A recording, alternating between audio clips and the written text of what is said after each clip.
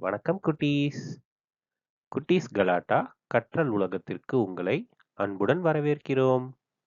இன்று நாம் பழங்கள் கற்போம். கிவி. கிவி, இதற்கு மறுபெயர் பசலிப்பழம். அவகேடோ. அவகேடோ, இதற்கு மறுபெயர் வெண்ணெய் பழம். செர்ரி. செர்ரி, இதற்கு மறுபெயர் சேலாப்பழம். ப்ளம். ப்ளம், இதற்கு மறுபெயர் கொத்துப்பேரி. பேரிக்காய். பேரிக்காய்,